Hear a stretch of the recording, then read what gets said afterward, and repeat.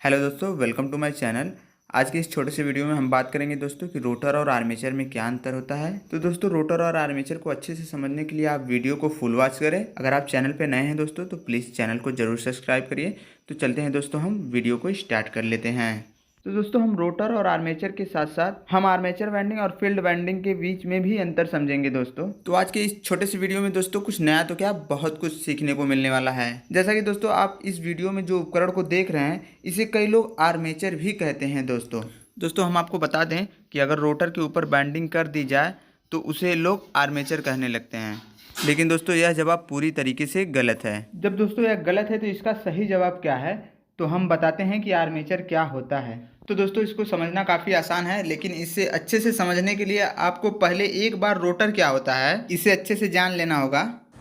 जैसा कि दोस्तों हम मोटर या जनरेटर की बात करें, जिसमें से जो पार्ट हमारे आर्मेचर को घुमाता है हम उसको रोटर कहते हैं। यानी कि दोस्तों रोटर एक रोटेटिंग पार्ट होता है। रोटेटिंग पार्ट से हमारा मतलब यह है मशीन का वह पार्ट जो हमारे आर्मेचर को घुमाता है, हम उसे रोटर कहते हैं। तो दोस्तों आप लोगों को यह समझ में आ गया होगा कि रोटर क्या होता है। अब हम बात कर लेते हैं कि आर्मेचर क्या होता है। अगर दोस्तों आप लोगों को नहीं पता है कि आर्मेचर का पूरा नाम क्या होता है तो हम आपको बता देते हैं कि आर्मेचर का पूरा नाम आर्मेचर वाइंडिंग होता है। अगर दोस्तों आपसे कोई पूछे कि आर्मेचर का पूरा नाम क्या है दोस्तों, तो आप आर्मेचर वाइंडिंग बता सकते हैं, क्योंकि आर्मेचर का पूरा नाम आर्मेचर वाइंडिंग है। दोस्तों चाहे हम एसी मोटर की बात करें या डीसी मोटर की बात करें, सभी मोटर के अंदर दो तरह की वाइंडिंग होती है, जिसका पहला नाम है दोस्तों फील्ड वाइंडिंग और दूसरे का नाम है आर्मेचर वाइंडिंग।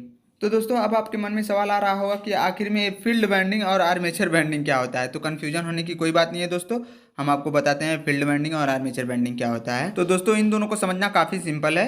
तो दोस्तों आपको फील्ड वाइंडिंग और आर्मेचर वाइंडिंग को समझने के लिए सबसे पहले मोटर कैसे काम करता है यह जान लेना बहुत जरूरी है।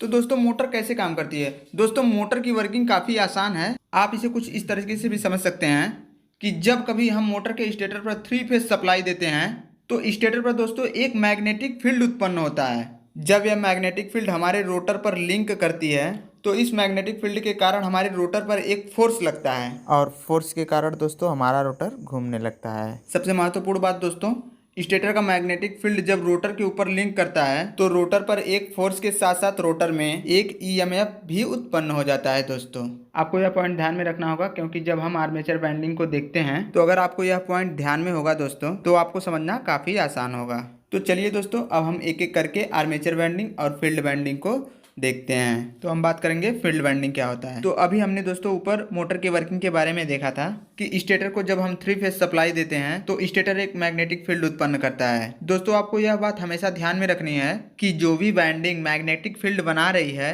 या उत्पन्न कर रही हो उसी को ही हम फील्ड वाइंडिंग कहते हैं। यानी कि मोटर के केस में जो स्टेटर पर वाइंडिंग की जाती है उसी को हम लोग दोस्तों फील्ड वाइंडिंग कहते हैं, क्योंकि स्टेटर वाइंडिंग मैग्नेटिक फील्ड उत्पन्न करती है। तो दोस्तों आपको यह तो समझ में आ गया होगा कि फील्ड वाइंडिंग क्या होता है।